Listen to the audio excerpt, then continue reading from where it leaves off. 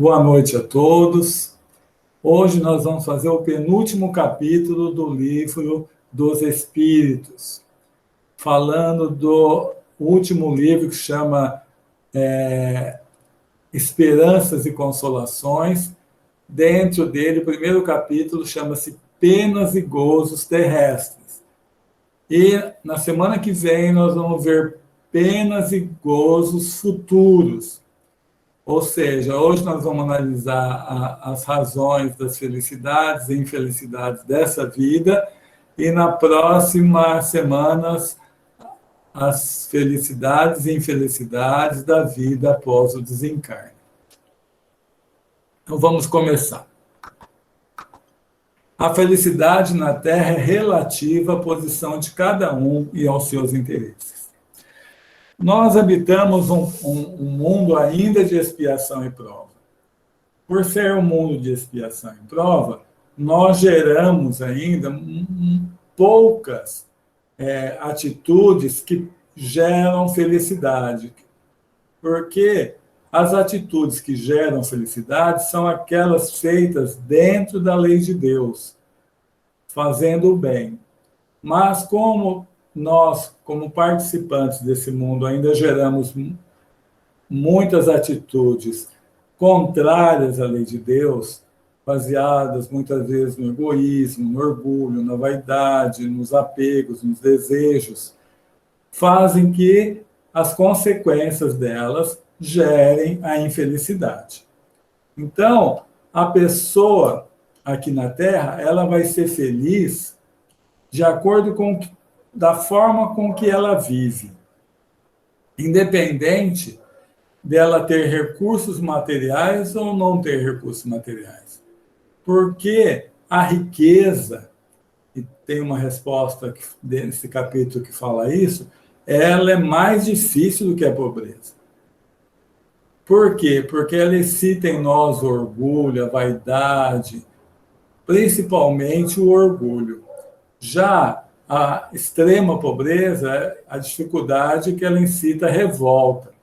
Mas, de toda forma, nós vamos ser felizes nesse mundo quando nós estivermos fazendo da nossa vida o melhor que nós podemos dentro daquilo que nós já temos condição de fazer. Então, ninguém vai exigir de nós, e nós vimos isso na semana passada, no capítulo de perfeição moral, uma bondade que ainda a nossa evolução não chegou naquilo. Uma inteligência que a nossa evolução não chegou ainda naquilo. Somente o que nós já podemos dar. Então, é importante nós já estarmos disso. Aí, o Kardec pergunta o seguinte para espírito de verdade. É difícil nós quantificarmos o quanto uma pessoa, por exemplo, do lado material, ela vai achar que precisa para ser feliz. Para algumas pessoas, quanto você precisa para ser feliz? Uns 10 milhões. Para outras pessoas, 1 milhão já seria feliz.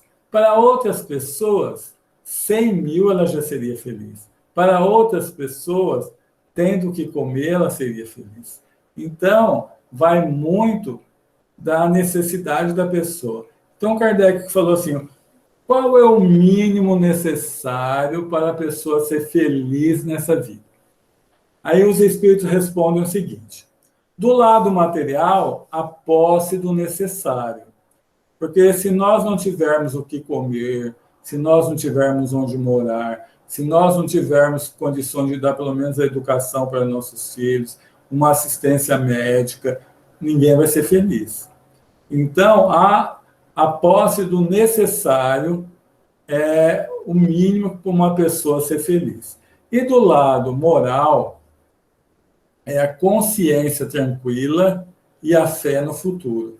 Então, só será feliz a pessoa que conseguir deixar a consciência dela o mais tranquila possível e ter a fé que nada acaba com a morte. Um dia eu vi já faz um tempo, ele já desencarnou há bastante tempo já. É um dos maiores sociólogos que o Brasil já teve, está me faltando o nome, que foi um dos criadores da Universidade de Brasília, no governo JK. E ele, já bastante de idade, ele teve câncer, fugiu do hospital, depois ele acabou falecendo com câncer. Ele estava mais ou menos com 70 anos, ele falou assim, olha, sabe o que eu queria? Eu dava todos os meus livros, que eu escreveu muitos livros, muito famosos até, para ter a fé da minha mãe. A mãe dele era católica. Para ter a fé da minha mãe que nada vai acabar com a morte. Porque ele, por não acreditar em Deus, ele não tinha nem um pingo de fé que continuava após a vida. Então, a fé no futuro é necessária para que a gente, quando vai chegando perto, não é quando vai chegando perto, da vida inteira, nós tenhamos a certeza de que a morte não existe. Então, essas três coisas são necessárias: a posse do necessário do lado material, a consciência tranquila e a fé no futuro do lado moral. Sob certo aspecto, os males deste mundo estão na razão das necessidades artificiais que criamos para nós mesmos. Rico é aquele que está bem com aquilo que ele tem. Ele tem o necessário, então ele se acha rico. Porque muitas vezes a pessoa é muito rica, mas ela...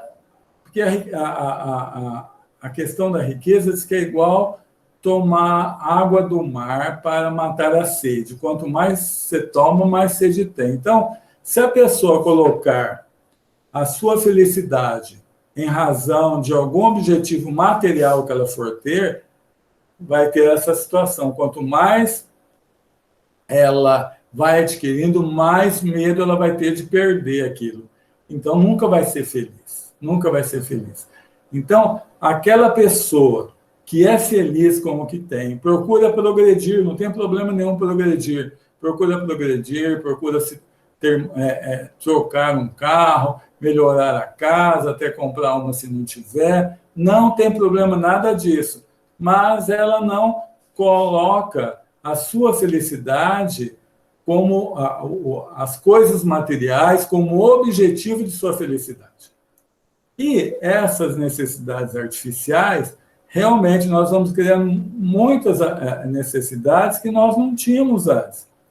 E passamos a gastar um monte de tempo para adquirir recursos para ter essas necessidades completamente artificiais. E perdemos a naturalidade da vida. Então, de repente, eu tenho 4 carros na garagem, mas eu só posso dirigir um. Então, por que eu estou com 4 carros na garagem? Esses dias, minha filha conversando, ela falou assim, esse foi o último carro que eu comprei. Daqui a uns tempos eu só vou andar de Uber aí e não vou ter mais carro, porque o que eu pago de seguro, o que eu pago não sei o quê, não está compensando. Então, nós temos que ser objetivos na vida. Esse bem vai me trazer alguma coisa de bom, ou eu só quero adquirir para ter?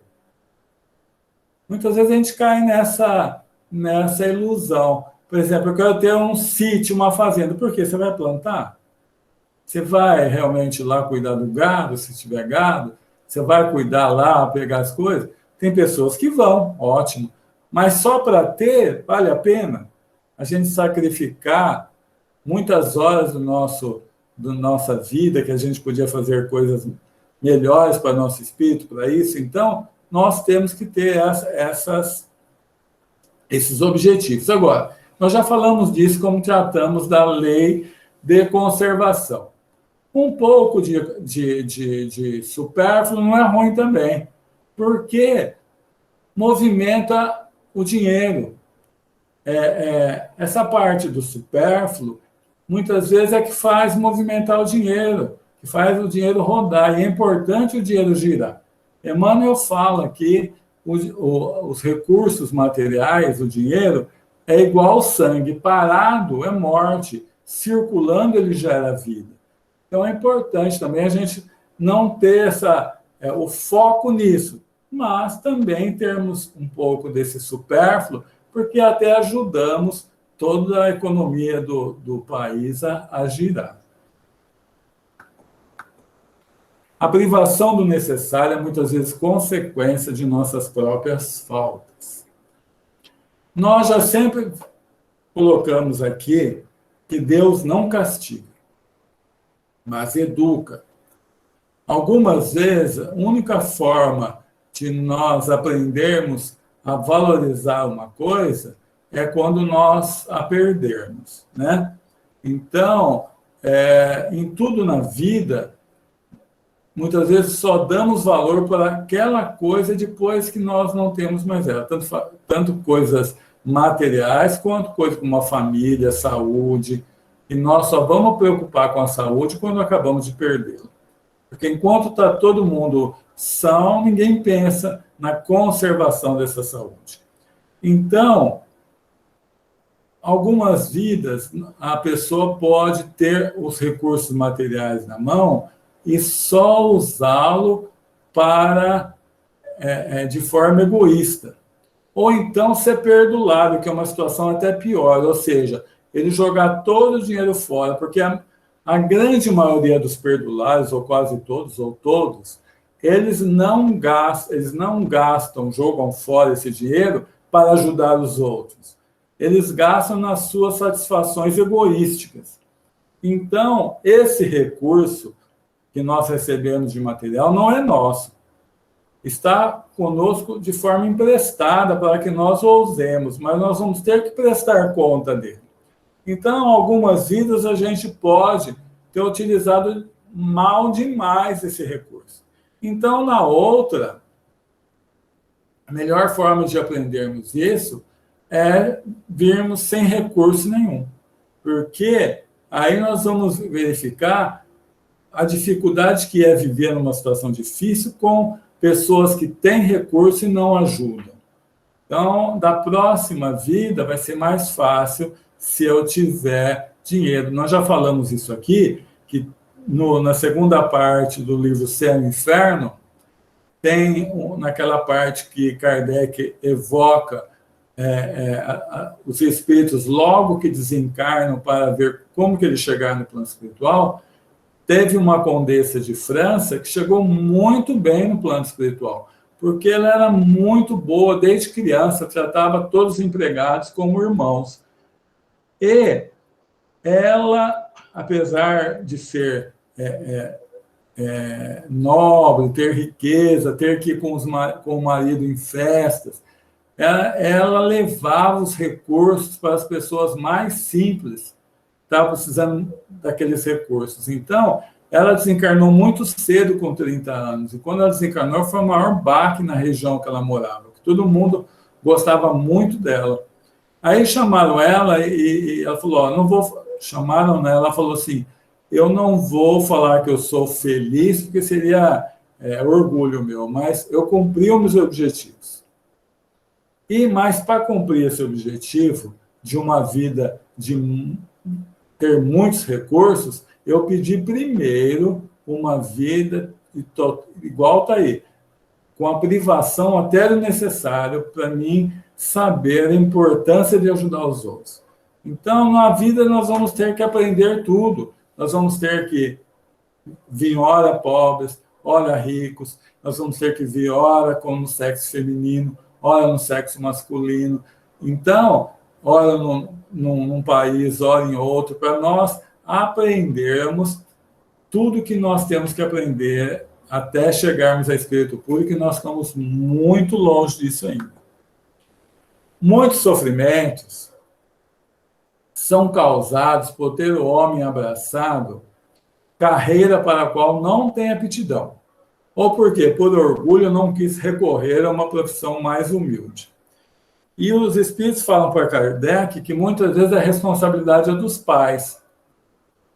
E isso a gente vê mesmo, né? Muitas vezes a aptidão do filho, a vocação dele é para as artes, por exemplo. E muitas vezes as pessoas falam, vai trabalhar como músico aqui no Brasil, não vai ganhar dinheiro nunca. Então, não deixa uma pessoa trabalhar dentro da vocação dela, ela nunca vai ser feliz. Ela pode até sobreviver, ela deve ser inteligente, ela vai sobreviver naquela profissão que o pai exigiu que ele tivesse, mas ela não vai ser feliz. Então, é uma coisa que nós devemos sempre se preocuparmos, de seguir a nossa vocação, porque todo o nosso planejamento reencarnatório, muitas vezes, está baseado nessas opções, nesses nossos pontos fortes, nesses talentos que nós temos. E não segui-los vai nos fazer infelizes. E ele termina assim, ó, não quis recorrer a uma profissão mais humilde. No nosso centro, uma vez, tinha um senhor que ele tinha uma profissão regulamentada, há muito tempo já, mas mandaram ele embora. E ele ficou numa situação difícil. Ele foi procurar no Taust e falou, ó, tem aqui, ele já tinha mais de 60 anos, só temos vaga para empacotamento. Ele topou, eu estou precisando. Então, isso que ele está falando, que muitas vezes a gente tem que pensar que todo trabalho é nobre. Então, e é uma coisa para nós trabalharmos o nosso orgulho também. Não, eu estou trabalhando, estou fazendo tudo certinho e sou digno do serviço que eu tenho. Então, não tem trabalho mais importante que o outro. Todos são importantes. E muitas vezes é o melhor jeito de nós trabalharmos o nosso orgulho. As classes sofredoras são mais numerosas porque a Terra é um lugar de expiação. Nós já falamos isso no início, né? Então, como há uma situação de ação e reação, de plantação e colheita, como o nosso progresso ainda não é tão grande, nós geramos muitas consequências não boas. E aí a gente acaba sofrendo consequências não boas. Porque se dependesse de Deus, Deus nos manda bênçãos direto. Agora, depois de muitos anos, eu comecei a falar, Deus te abençoe. Eu nunca falava isso, porque eu falava, gente, mas Deus abençoa sem a gente falar isso. Mas aí eu fui vendo que a pessoa se sentia bem quando a gente fala, Deus te abençoe. Aí eu comecei a falar, Deus te abençoe. Porque realmente Deus sempre nos abençoa. Mas nós é que geramos as consequências não boas. Porque de Deus só vem coisas boas. Por isso que aqui na Terra ainda tem muito sofrimento. Não por Deus, porque Deus não castiga, mas porque a gente ainda está gerando consequências não felizes. Eu quero voltar só um pouquinho, que tem uma pergunta muito importante. Logo depois dessa fala dos espíritos, Kardec pergunta assim, por que parece que aqui na Terra os maus eles se sobressaem muito mais do que os bons? Aí os espíritos respondem, porque os maus, bem que os maus somos todos nós ainda, né? Mas os mais desequilibrados, eles são muito audaciosos. E os bons são tímidos. Então, é necessário fazer o bem. Porque não fazer o bem já é um mal. Não está lá no Apocalipse? Bom os quentes, né? Mas também bons os frios. Por quê? Os frios são aqueles que estavam no caminho do desequilíbrio,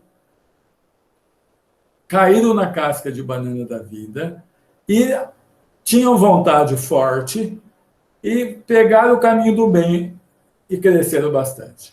Já os mornos são aqueles que não estão usando nessa vida a maior potência de sua alma, que o Donizete tratou na terça-feira passada, que é a vontade.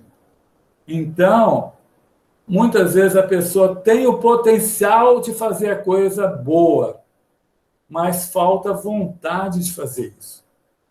Enquanto isso, A pessoa que só está pensando nos ganhos materiais, até de forma não honesta, ela tem uma vontade forte, faz com que ela seja audaciosa nos seus empreendimentos. Mas, como a consequência, muitas vezes é cair na casca de banana da vida, algumas vezes se esborracha, mas se ela tiver vontade forte, a tendência é ela vir forte também para o lado do bem. Então, as pessoas que têm já um potencial de fazer o bem, quando nós temos esse potencial de fazer o bem, nós temos que usar de esforço, de perseverança para fazê-lo, para não se tornarmos aquilo que o Apocalipse chamou de os mornos. A dor pela perda dos entes queridos encontra consolo nos meios de comunicação com os espíritos. A dor da perda dos entes queridos realmente é uma prova difícil.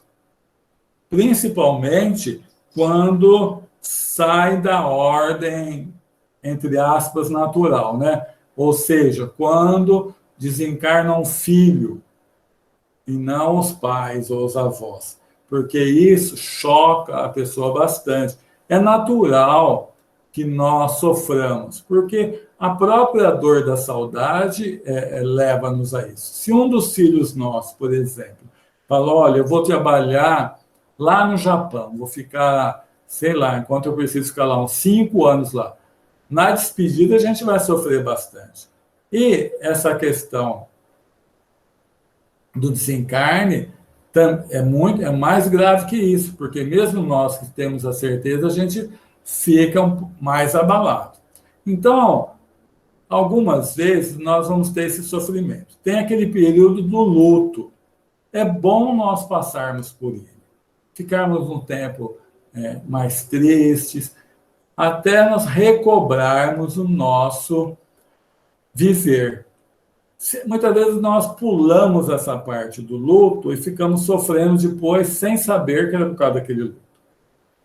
O que nós não devemos fazer é desesperar-se e muito menos ainda revoltar-se.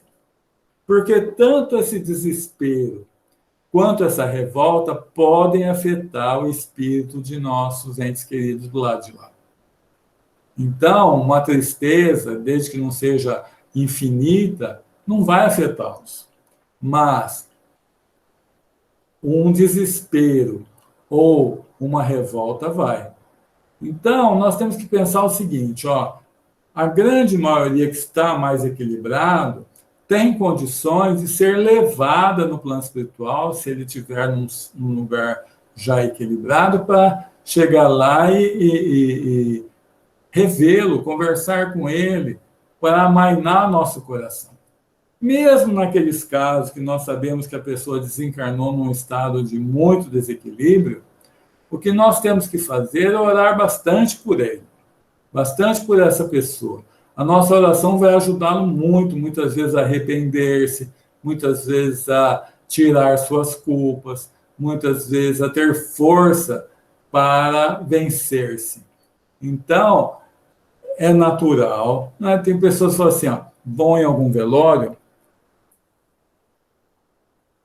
e o desencarne é de algum espírita. E eles ficam, muitas vezes, criticando a pessoa de chorar. Não tem problema nenhum chorar, não. É natural até. Mas nós temos que ter essa condição. Olha, eu vou ficar bem para que ele fique melhor do lado de lá. Eu vou me esforçar para recompor desse meu luto o quanto antes possível. Então, aí vai voltar, aí vem as comunicações, né? Que você está numa reunião que é uma situação difícil, o Donizete até estava falando sobre isso na outra quarta-feira, acho que eu vi a palestra dele da reunião mediúnica, já faz mais um tempo. E ele falava o seguinte, que para trazer um espírito assim, para falar, tem que ter um médium com afinidade, a emoção é muito forte. Muitas vezes, o espírito ele não consegue falar, porque a emoção é tão grande dele ver um ente querido ali, que ele não consegue. Mas nós, espíritas, mesmo, nós não devemos que nem ser igual ao Santo Tomé, de só acreditar vendo. Nós temos que ter a certeza que ele está bem, que a morte não existe, e nós vamos revê-lo, e isso nos torna bem mais confortáveis. O espírito é sensível à lembrança, é o que está falando, e às lamentações do que amavam na terra. Tem um caso no nosso lar, que uma pessoa estava em sonho lá ainda, sendo cuidado, e ele ficava muito mal quando a família ficava pedindo por ele, que ele recebia, ele estava lá, bem isolado, ele estava numa situação de desequilíbrio, estava passando, ele não estava acordado, estava um tipo de um sonho, para ele conseguir se reequilibrar, mas aquelas vibrações da família o afetavam. Então, a gente tem que ter esse cuidado. Agora, a nossa oração, nosso desejo, pedido para Deus para dar o melhor, as nossas lembranças. É importante nós orarmos por nossos antepassados, pelas pessoas que fizeram bem para a gente nessa vida, nossos professores, nossos patrões que nos deram emprego, nossos chefes que nos ajudaram muito. Então, é importante nós orarmos, ou pelas pessoas que nós acabamos não conseguindo reparar um dano, não se reconciliando antes que ela desencarnasse. Então, essa oração vai ajudar bastante. Em vez de sofrermos, devemos lamentar a ingratidão e a infidelidade dos amigos. Então, Kardec pergunta isso para os espíritos, se essa parte da ingratidão não é uma das coisas que nos causa uma dor verdadeira. Ele falou, olha, mas não é para causar, né?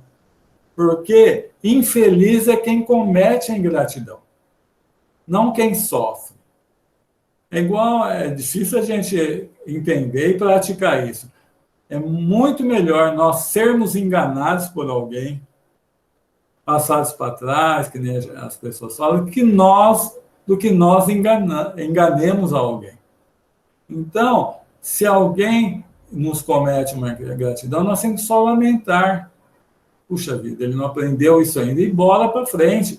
Por quê? Se meu ato foi bom e ele foi ingrato, meu ato passa a valer mais, se eu não ficar com raiva, nada. Porque é um ato que eu não tive, nós vimos isso na semana passada, que as virtudes, ela é maior quando não tem interesse pessoal nenhum. Então, se eu fiz o bem e não recebi gratidão, para mim vale mais. E não ficarmos cobrando isso. Muitas vezes a gente cobra, né? Que vai um pouco da nossa vaidade, do nosso orgulho, querer o reconhecimento. Mas se fizermos o bem, não formos nós que estamos sendo ingratos, ótimo, ótimo. Não vamos ficar criticando e falando mal dele, porque senão já perdemos todo o bem que fizemos. E vamos seguir na vida, porque já houve um tempo que éramos muito mais ingratos que hoje. Muitas vezes, essa pessoa que foi ingrata a nós, viveu aí 5, 10 vidas a menos que nós. E nós estamos comparando com o jeito que vivemos hoje. Hoje pode ser que a gente não seja tão ingrato mais, mas 5 vidas para trás, talvez fôssemos pior que eles. Então, temos que ter esse cuidado. A falta de simpatia entre os seres destinados a viverem juntos também é uma causa de sofrimento. Os casamentos de almas afins, que a alma gêmea não existe, né? Que foram criados para viver pela eternidade como se fossem duas metades. Mas algumas vezes, alguns casamentos vêm se repetindo por diversas encarnações. Então, o nível de amizade entre as duas pessoas é muito grande. Mas a grande maioria de nós, o casamento vai ser aquele casamento de espíritos que se unem para crescerem juntos. Então, os dois vão ter dificuldades. Tem os casamentos chamados expiatórios. São aqueles que, em outras vidas, um fez muito mal para o outro e aceitam de novo vir juntos, mas sempre lá no interior de um ou de outro tem aquela noção que o outro fez mal, então sempre é um casamento mais difícil, mas nós nunca devemos pensar da seguinte forma, eu estou sendo castigado por isso. Não, na grande maioria das vezes, nós mesmos escolhemos com quem nós viemos casar. Então, nesse estudo também fala, que ainda assim nós temos a possibilidade do divórcio, que antes não tinha, por exemplo, no Brasil, não tinha essa possibilidade até alguns anos.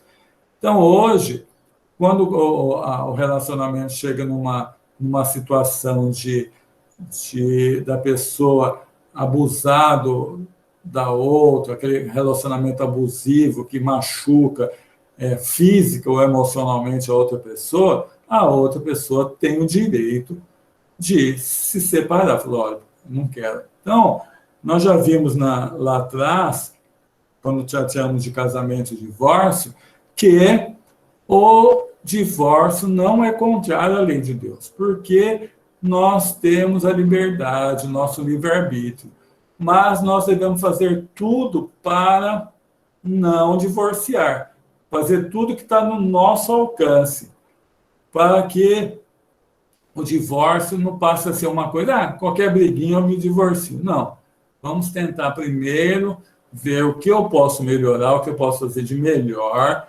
Muitas vezes não vai ter jeito, mas muitas vezes dá para arrumar. É só cada um ceder um pouquinho. A morte não inspira nenhum temor ao justo. Então os espíritos respondem assim, por que as pessoas têm medo da morte? Do jeito que falaram para elas, eles falam, falando o seguinte, que só tem uma vida. Acabando essa vida, só tem dois destinos, o céu e o inferno. Como é natural nós errarmos na vida, a maioria acha que está no inferno. Então, o medo aumenta demais. Nós já vimos lá na lei de conservação e destruição que o medo da morte é um pouco natural. Porque a lei de conservação nos dá esse medo justamente para a gente não querer ir antes da hora, que é o próximo assunto que nós vamos tratar daqui a pouco. Então, isso em nós é um pouco natural. Mas, como está escrito ali, a morte não inspira nenhum temor ao justo. Quanto mais nós estivermos quites com a nossa consciência, logicamente, menor temor teremos. Porque nós vamos sempre estar sem culpa, sem situações de coisas a reparar. Mas é importante também a gente ressaltar o seguinte, que nessa vida nós erramos, é normal errar, mas também nós fizemos muitas coisas boas. Eu sempre lembro daquela situação que tem no livro Voltei, que Bezerra de Menezes foi passar com um grupo de espíritos recém-desencarnados para levar para uma casa transitória e falou, ninguém fala o mal que fez nessa vida. Se vocês estão aqui, é porque vocês já fizeram bem o suficiente para terem essa ajuda. Só que na hora de passar, um falou assim, passar num lugar que tinha muitos espíritos desequilibrados, eu assassinei uma pessoa. Aí veio aquele alarido, assassino não passa, teve que voltar e falar de novo e passar. Então, nós fizemos coisas erradas nessa vida? Todos fizemos. Mas nós fizemos coisas boas? Todos fizemos também. Então, nós temos que sempre lembrar disso, porque senão fica muito difícil, porque nós vamos carregar um peso muito grande na nossa cabeça, o nosso medo da morte vai aumentar demais. Então, cada dia a gente tem que procurar fazer o melhor, sim, mas sem levar culpas. Como que a gente não leva culpa? Nós já tratamos disso, procurando reparar nossos erros, fazendo bem.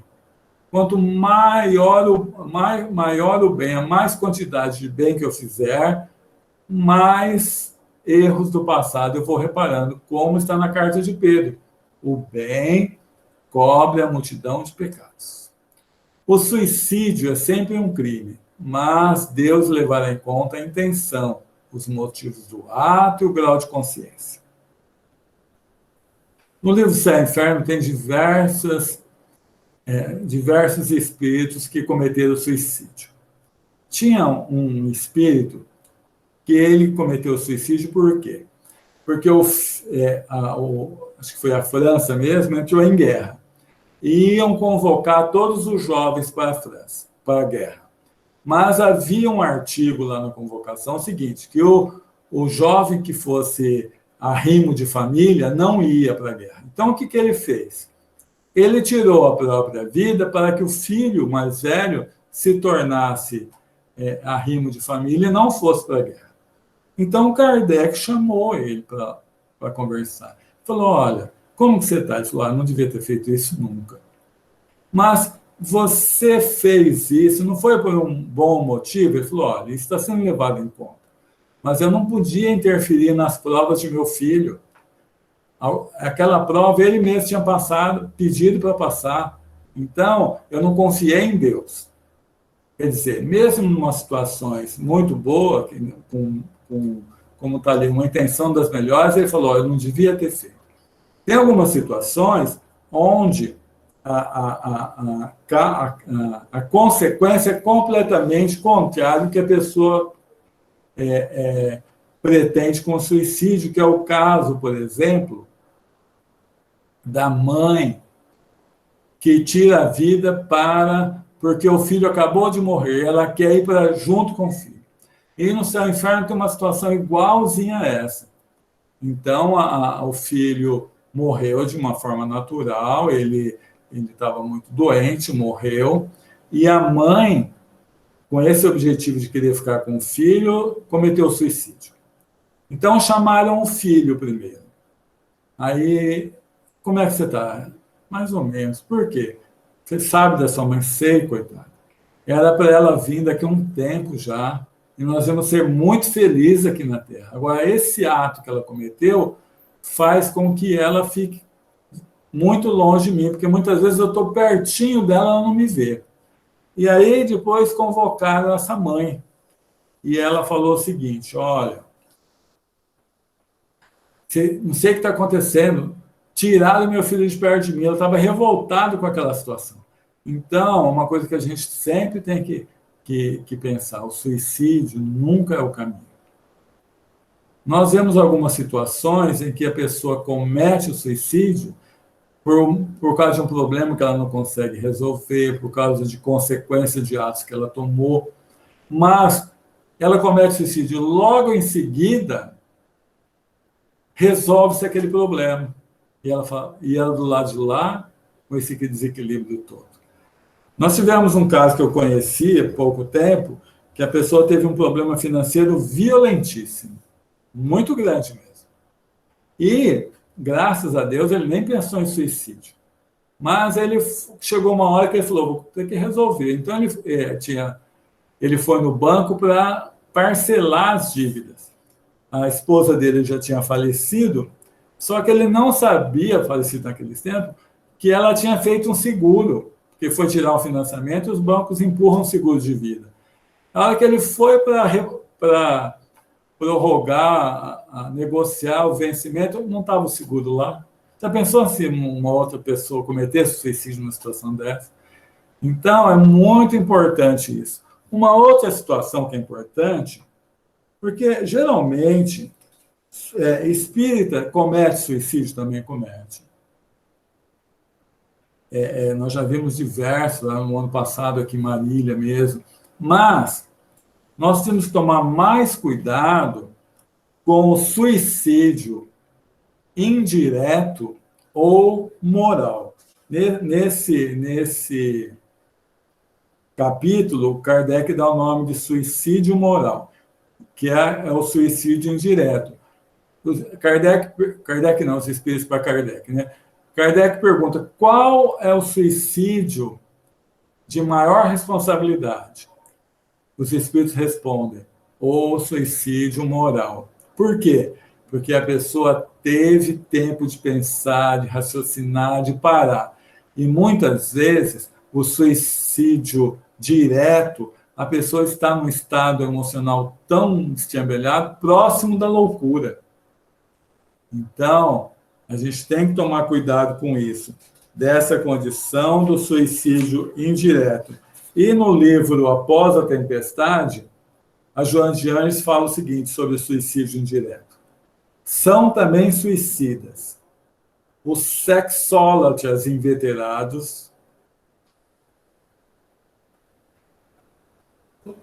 os viciados deste ou daquele teor,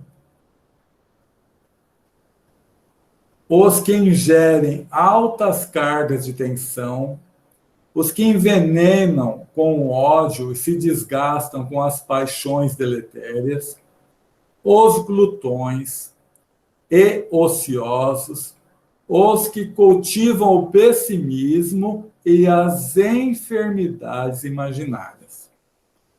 Eu queria lembrar para vocês que nós já falamos lá na Lei de Destruição, que no livro Obreiros da Vida Eterna, teve uma senhora que ela fazia o bem danado. Mas, por causa de uma briga que houve com seu marido, uma briga assim até muito sem consequência, ela começou a falar assim, não quero viver mais não quero viver mais não, porque eu quero ir para o mundo espiritual, trabalhar lá. Aqui eu já fiz bastante, estou desgostosa aqui, com certeza vai ter serviço para mim lá, tá. De tanto ela falar isso, ela estava numa gripe, pegou icterícia, que é uma doença facilmente debelada, e desencarnou com isso. E ao chegar no plano espiritual, ela não recebeu a assistência que ela teria direito pelo bem que ela fez por causa dessa fuga dela da vida. Então, tem coisas que a gente tem que tomar cuidado, não falar, eu quero morrer. Não. Vamos sempre querer viver. Vamos sempre fazer de tudo para não... A vida está difícil, mas ela é importante, ela é o melhor meio para mim crescer. E tomar cuidado com as palavras. Porque de tanto ir falando, uma hora, sem querer eu faço. O João de Gêmeos fala até de uma senhora que ela falava sempre, eu vou me matar que eu não aguento vocês, eu vou me matar. Num momento, ela fala, num momento de bobeira, ela tirou a vida. Porque a palavra vai construindo na nossa mente, o subconsciente vai marcando aquilo lá como uma coisa a acontecer. Então, nós temos que tomar cuidado com isso. Então, eu entrei em 1 minuto de vocês e eu vou deixar agora para vocês perguntarem. Esse assunto é bastante importante na nossa vida, desses sofrimentos que a gente pode estar passando. Esse assunto do suicídio, então, nem se fala. Então, vou aproveitar que o Donizete está aí também. Vamos perguntar. Ou também dar contribuições para que a gente possa ajudar também nesse estudo. Edson. Pois não, Donizete. E tudo que você falou, da importância desse capítulo também, eu acho que nós espíritas devemos ter um sentimento de gratidão muito grande por todos esses conhecimentos que nós temos aí, que nos ajudam a passar por esses sofrimentos na vida atual e, acima de tudo, ter essa fé no futuro, como você disse, que nos alimenta aí para suportarmos as nossas provas, a certeza de que tudo vai passar e de que nós poderemos chegar no mundo espiritual em melhores condições. Você terminou o capítulo falando do suicídio. Se existe um ato contrário à vontade de Deus, que é a lei do bem, é exatamente o suicídio. As consequências são nefastas, perdemos muito tempo, sofremos. É uma atitude de grande sofrimento para a alma. Então, se a gente conseguir com a doutrina espírita, como você disse também, que espíritas também se matam, se a gente conseguir com a doutrina a força para superar a aflição e a dor, será uma grande vitória. Viu, Donizete, eu lembrei agora você falando, tem aquela história tão bonita, né, do Allan Kardec, que recebeu um livro dos Espíritos muito bem, foi feito uma nova capa, bem trabalhada, acho que você lembra dessa história, né? Ele tinha uma dedicatória para Kardec, e era uma pessoa que lá na França era muito comum as pessoas tirarem a vida pulando da ponte. E essa pessoa que fez isso, ela falou que a hora que ela foi pular da ponte, tinha um livro lá. E ela foi até debaixo de um poste para ler, era o Livro dos Espíritos. Ela começou a ler, começou do jeito que o Donizete falou, viu que esse ensinamento era muito consolador, e ela agradeceu demais, e ela encadernou de uma forma muito bonita e mandou. Aí a gente pensa, quando o Kardec fez aquela pergunta, que está lá em Obras Póstumas, se eu tivesse falhado na minha missão, os Espíritos falaram, outro viria no seu lugar. Mas entre Kardec falhar, graças a Deus, nem passou perto. E Vinhoto tinha alguns anos, até esse planejamento, até a formação de outra pessoa. Quantas pessoas não iam cometer suicídio pela falta do ensino do Livro dos Espíritos? Então, esse conhecimento, é o maior talento mesmo que nós recebemos nessa vida. Porque pensa uma pessoa que não acredita em nada depois da morte, qualquer ventinho para ela já é um motivo de suicídio, porque ela fala, por que eu vou ficar sofrendo se tudo vai acabar no momento da morte, né? Então, é bem mais complicado mesmo. Tem uma coisa também, já que está um tempinho, a Joana de Anjos alerta também uma coisa importante tocando suicídio, que a gente só vê a parte do sofrimento, a pessoa está desesperada, que é importante, mas ela fala assim, nesse livro ainda, Pós a Tempestade. No fundo de todas as razões predisponentes para o autocídio, ou seja, o suicídio, excetuando-se as profundas neuroses e psicoses de perseguição, as maníacos depressivas que precedem de antigas fugas espetaculares à vida e que o espírito traz nos reforços do ser como predisposição à repetição da falência moral. Então, ela fala, com exceção desse caso, se encontra o orgulho tentando, pela violência, solucionar questões que somente a ação contínua do bem e a sistemática confiança em Deus podem regularizar com a indispensável eficiência. Então, a gente tem que tomar muito cuidado com o orgulho. Porque, por exemplo, se a gente tem uma derrocada moral, qualquer que seja, se a gente conseguir vencer o orgulho, você vai passar por ela, mas o orgulho que faz que muitas vezes a gente... Quando uma pessoa, por exemplo, também é traída, que muitas vezes a pessoa comete suicídio por isso. O orgulho faz com que ela, de uma forma violenta, tente, entre aspas, vingar-se daquela pessoa que tirou, que acabou traindo ela. Então, a gente tem que tomar muito cuidado com o orgulho, porque ele é um mau conselheiro. Principalmente nessas horas difíceis, ele é um péssimo conselheiro. Porque se as pessoas, a gente viu lá na questão de, se você está precisando, estão dando um emprego que as pessoas consideram assim de baixo valor. Mas eu estou precisando. Vai lá, vai trabalhar. Então, se a gente superar o orgulho, fica tudo mais fácil. O grande problema nosso é o orgulho.